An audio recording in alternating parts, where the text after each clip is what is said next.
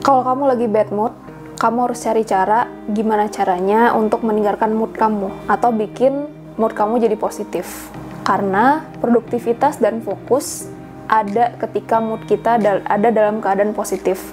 Tapi sebaliknya, kalau kamu mengalami suatu emosi, itu adalah sesuatu yang harus kamu terima, sesuatu yang nggak boleh kamu tolak, dan sesuatu yang akan berlalu atau kamu akan melaluinya. Dan emosi mengandung sebuah pesan penting untuk dirimu sendiri. So, let's talk deeper about this. Oh ya, sebelum aku kelupaan, materi yang aku sampaikan ini aku ambil dari bahan kuliahku ketika S1 Psikologi Unpad, dari slide dosen, juga dari catatan-catatan aku. Aku bukan orang yang rajin nyatet sebenarnya, tapi untuk mata kuliah dan tema tertentu yang aku passionate banget, biasanya catatanku cukup lengkap. Dan aku juga ngambil dari beberapa artikelnya Paul Ekman. Paul Ekman ini adalah seorang ahli tentang microexpression dan dia concern banget juga di bidang emosi. Dia bahkan punya beberapa buku soal emosi, 2 diantaranya yaitu Emotion Reveal dan juga The Nature of Emotion. Mungkin ada lagi yang lain yang aku nggak tahu. Dan tujuan aku di video ini adalah untuk meningkatkan literasi kita semua tentang emosi, tentang mood, tentang feeling, dan yang berkaitan dengan itu. Karena sebenarnya emosi, mood, dan feeling adalah bagian dari diri kita sendiri. Dan kalau kita lebih mengenalnya, lebih punya banyak pengetahuan tentang diri kita sendiri, terutama bagian emosi, feeling, mood, dan lain-lainnya itu, semoga itu bisa jadi bahan kita untuk mencapai kecerdasan emosi yang lebih bagus dan kematangan emosi yang lebih oke. Di video ini mungkin aku bakal lebih menekankan ke perbedaan antara mood, feeling, dan emosi. Karena seringnya kadang kita tumpang tindih nih, ini sebenarnya mood, ini sebenarnya feeling, ini sebenarnya emosi.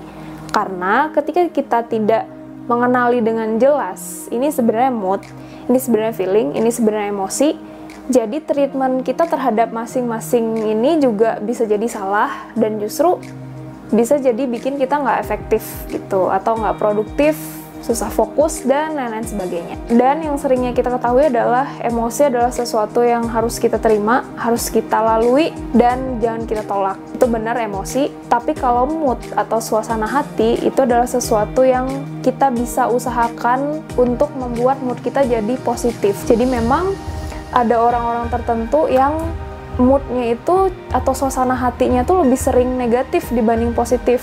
Ini sebenarnya banyak hal yang menyebabkan itu. Bisa jadi ada hal-hal atau emosi negatif yang sebelumnya tidak terselesaikan dan lain-lain sebagainya. Karena sebenarnya tidak diketahui nih apa penyebab mood, beda dengan emosi. Kalau mood tuh kita nggak tahu sebabnya apa, kita bad mood, kita in a good mood, berbeda dengan emosi. Emosi itu pasti ada penyebab spesifiknya, karena sebabnya atau stimulusnya dari luar diri kita. So, kita akan bahas ini lebih detail melalui beberapa pertanyaan. Jadi aku bikin cara ngejelasinnya dengan pertanyaan dulu, terus nanti aku jawab buat ngejelasinnya, oke? Hope you enjoy this video dan semoga bisa dapet insight dari sini. Pertanyaan pertama adalah, apa itu mood? Jadi mood atau suasana hati adalah sesuatu yang muncul yang kita nggak tahu penyebabnya apa, tiba-tiba kita merasakan itu dan cenderung subjektif gitu. Jadi misalnya mood seseorang hari itu ya tergantung dia dan nggak bisa sama juga dengan mood orang lain gitu. Ciri lainnya adalah mood ini biasanya bertahan lebih lama. Jadi kalau emosi itu dia cepet banget. Bahkan kalau Paul Ekman tuh bilang emosi itu tuh quick, cepet reaksinya. Tapi kalau mood, dia bisa bertahan dalam diri kita bahkan 1 atau 2 hari. Bisa aja mood tertentu tuh bertahan di kita tuh seminggu atau lebih dari seminggu, bahkan beberapa hari atau beberapa minggu. Itu sesuatu yang mungkin aja kalau buat mood, tapi kalau buat emosi enggak. Nah, itu mood. Yang kedua, apa itu emosi? Kalau emosi adalah reaksi terhadap situasi yang kita persepsikan. Jadi artinya kalau emosi itu harus ada stimulus atau pemicu dulu dari luar diri kita. Kalau mood tuh dari dalam diri, kita nggak tahu sebabnya apa, kok mood kita positif ya hari ini, atau mood kita tuh negatif atau bad mood hari ini gitu. Nah, tapi kalau emosi itu sebabnya dari luar diri. Entah kata-kata orang, perbuatan orang, sikap orang, yang itu bikin kita merasakan suatu emosi atau reaksi terhadap hal di luar diri kita yang kita persepsikan. yang itu mendorong kita untuk melakukan sesuatu. Namanya juga emosi kan, emotion gitu. Jadi ada satu ciri khas emosi, yaitu dia membuat kita untuk melakukan sesuatu. Misalnya kalau misalnya kita marah, kita pengen fight gitu sama orang, atau kita lagi sedih, kita pengen nangis, atau kalau kita lagi seneng, kita tertawa. Nah, itu pasti ada suatu reaksi yang didorong oleh emosi tertentu. Terus yang kedua, ada nggak sih istilah bad mood dan emosi negatif? Jadi sebenarnya kalau misalnya bad mood atau good mood itu para ahli lebih sering pakai gitu. Jadi kalau untuk mood, emang ada istilah bad mood dan good mood. Jadi mood yang positif dan bad mood, mood yang buruk atau yang negatif gitu. Tapi kalau buat emosi, sebenarnya istilah emosi negatif dan positif itu ada ahli yang bilang itu kurang tepat, karena sebenarnya ada banyak sekali jenis emosi yang biasa kita rasakan, dan itu belum tentu sesuatu yang positif atau negatif gitu, karena setiap emosi sebenarnya memberikan pesan kepada kita yang mengalaminya. Kalau teman-teman pengen lihat ada banyak banget emosi yang sehari-hari kita rasakan, teman-teman bisa cek di Google di Plutchik Wheels of Emotion. Jadi di situ ada banyak banget, jadi dia ada grafik gitu, dan ada misalnya emosi marah. Nah, dari yang intensitas kecil banget sampai yang intensitas gede banget gitu. Nah, jadi itu bermacam-macam emosi. Kadang ada yang mengistilahkan emosi negatif dan positif berdasarkan rasa yang mengenakan atau yang tidak mengenakan gitu. Jadi kalau yang tidak mengenakan dibaginya atau dimasukinnya ke emosi negatif, yang mengenakan dimasukinnya ke emosi positif. Terus apa sih yang bikin seseorang jadi good mood atau bad mood? Karena ini suasana hati yang kita nggak tahu sebabnya apa, jadi biasanya tidak spesifik sebabnya gitu, nggak dikata-katain orang kita jadi bad mood seharian, biasanya nggak. Kalau kata Paul Ekman, ada 3 hal yang bikin kita ada dalam situasi bad mood. Biasanya adalah ada tekanan di pekerjaan, yang kedua ada tekanan di keluarga, dan yang ketiga adalah masalah finansial. Tapi secara keseluruhan, mood ini dapat diperbaiki dengan 2 hal, yaitu yang pertama dengan lifestyle, yang kedua yaitu environmental kita. Katanya 2 hal ini secara pelan-pelan itu sebenarnya bisa mengubah mood seseorang. Jadi misalnya nih, kalau teman-teman sering mengalami bad mood, kita nggak tahu sebabnya apa, tapi hari itu kita nggak mood aja, dan mungkin bertahannya lama gitu. Jadi kan ada orang yang moodnya tuh cenderung positif, ada orang yang moodnya tuh lebih sering negatif daripada positifnya, jadi sering bad mood. Ada beberapa tips yang bisa teman-teman kerjakan, dan ini long last juga. Salah satunya itu mengubah lifestyle dengan 3 cara. Rajin berolahraga, rutin olahraga, karena olahraga sebenarnya itu mengubah chemical otak kita gitu, jadi itu bisa mempengaruhi kita sering atau tidak berada dalam keadaan bad mood. Terus yang kedua yaitu apa asupan yang kita makan. Kalau misalnya kita sering makan junk food, makan makanan yang nggak sehat, nah itu sebenarnya ngaruh ke mood kita, state mood kita gitu. Jadi secara mood kita secara keseluruhan. Jadi sering-sering makan makanan yang sehat. Terus yang ketiga adalah tidur yang cukup.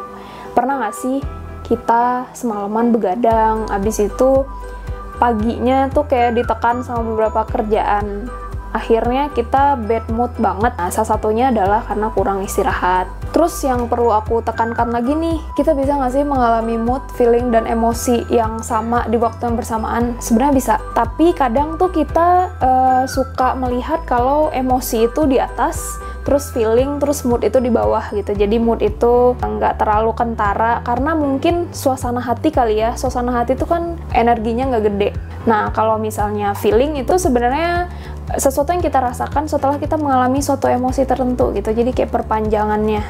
Ketika kita marah, kita masih deg-degan, nah feelingnya tuh setelah itu gitu. Tapi kalau yang benar-benar emosi, dia sebenarnya sangat sebentar. Misalnya kalau kita nonton video lucu, kita mengalami emosi senang. Cuman beberapa detik kan jarak antara kita ngalamin emosi itu sampai kita tertawa.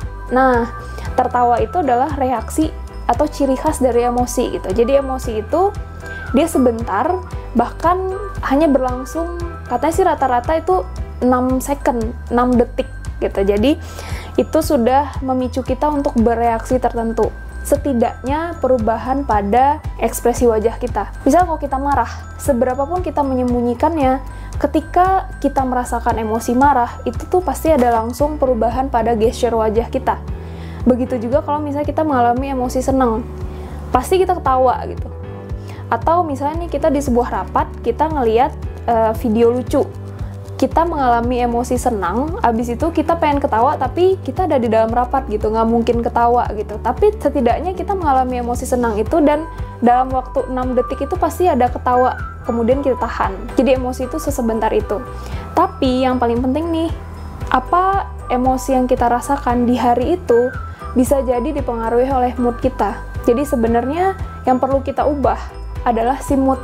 Mood ini adalah sesuatu yang bisa kita lakukan untuk mengubahnya. Jangan sampai teman-teman salah persepsi kalau moodnya negatif itu dibiarin aja gitu, diterima. Enggak. Tapi kalau emosi adalah sesuatu yang harus kita terima karena dia akan berlalu. Karena itu sebentar. Feelingnya juga tergantung nih gimana kita memanage-nya, feelingnya bertahan lama atau tidak. Tapi kalau mood, you have to do something with it. Gimana cara menaikkan mood kamu? Kamu bisa coba banyak cara. Kemudian kamu bisa ngelis apa aja sih hal-hal atau cara-cara yang bisa menaikkan mood kamu. Misalnya ngedengerin musik tertentu, atau mengingat kesuksesan kamu di masa lalu, atau pakai baju baru, atau pakai style yang biasanya bukan kamu banget. Bisa juga dengan ngelakuin hobinya kamu, ngelakuin experience atau pengalaman yang nggak pernah kamu coba, tapi kamu penasaran gitu. Nah itu sebenarnya bisa meningkatkan mood kita. Tapi kalau emosi, itu adalah sesuatu yang diterima, tapi kalau mood, nggak. Kita bisa mengubahnya. Dan seberapa penting sih kita mengubah mood kita agar stay in a positive mood. Ketika kita moodnya negatif, kita bisa melakukan berbagai cara. Bisa juga nelpon teman, nelpon keluarga yang kita anggap sebagai social supportnya kita. Kalau kita berhasil menaikkan mood kita in a positive mood, itu sebenarnya kita bisa mengontrol emosi-emosi yang hari itu kita alami gitu. Misalnya, kita moodnya lagi bagus nih, ketika kita ke kantor terus dikata-katain teman-teman atau enggak kita dikritik pekerjaan kita, bisa jadi saat itu kamu lebih merasa santai, lebih merasa slow aja kali, tinggal benerin. Tapi ketika kamu lagi nggak mood, kamu membiarkan itu, kamu nggak melakukan sesuatu untuk menaikkan mood kamu, bisa jadi ketika ngelihat sikap teman kamu, ngedengar kata-kata atasan atau lingkungan kamu yang itu negatif, kamu jadi sensi banget gitu.